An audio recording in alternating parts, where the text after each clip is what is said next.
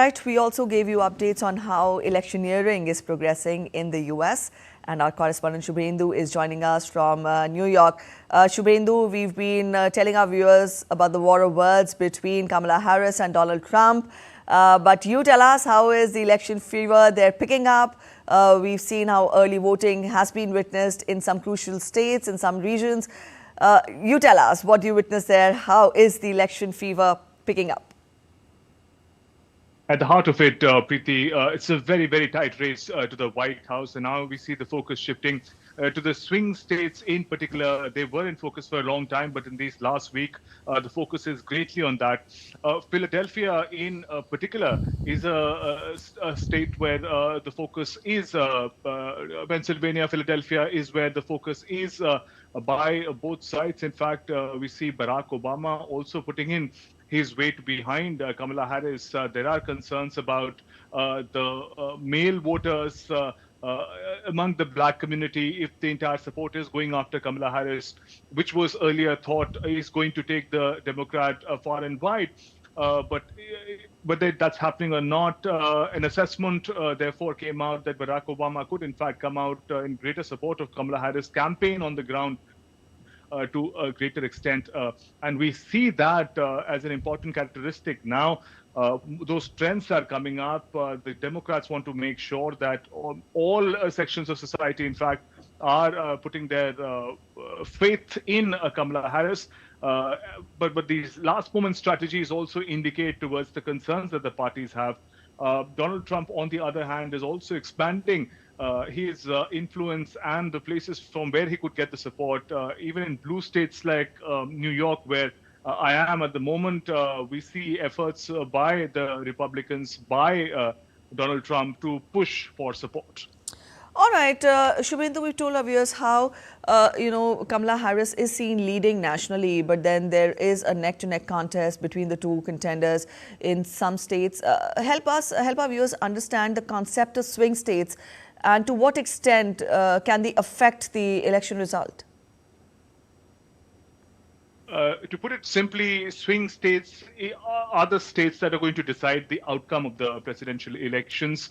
There is a concept of colored state and swing states, the red and blue red denoting the Republican supporting states, Preeti, and blue denoting Democrat supporting states. So we have to understand that for a leader to be able to win the US election, it also needs to win the state's support completely. There are traditionally states, for example, New York, for the past many elections, has been consistently supporting a Democrat candidate. Similarly, for California, it's been supporting a Democrat candidate. Turn to a state like Florida, from where Donald Trump comes. It's a red state. Traditionally, it has supported a Republican candidate. So in these states, a Democrat or Republicans know who's winning most likely. But there are fewer, 67 states, including states like Pennsylvania, including states like Georgia and others, where the margin of win is usually very close, which means that it could swing any way, and therefore the term swing comes into being. And therefore, there are states where one is more confident about winning, so one doesn't put in the last minute resources and time and energy there. On the other hand, the swing, which will determine the final outcome of the elections, again, Wisconsin, for example, is hugely important in that regard. So there we see in these last days and weeks of the elections, both leaders putting in their best foot as far as the swing states, therefore, are concerned. Preeti? All right, Shubhendu, now this election comes at a time when the world just recovered from COVID pandemic. Also, we've seen how there is, a change in the geopolitical status given the conflict between Israel, Hamas, and the tensions in West Asia as a whole. Help us understand what is it that the voters there are looking for as they expect a change of guard in the US. Well, we have to really wait and watch what is in the voters' mind, Preeti. But yes, as you mentioned, that those very local issues, you mentioned pandemic, but perhaps those cyclones like Helene and cyclones like Milton would be more fresh in the minds of the voters. Especially, I can tell you about parts of East Coast that I'm covering. Helene had led to great devastation. Also, Cyclone Milton. And in these areas in south of Southern America, in Florida, in states like North Carolina, which were very severely affected, the coastal area severely affected by Helene and Milton.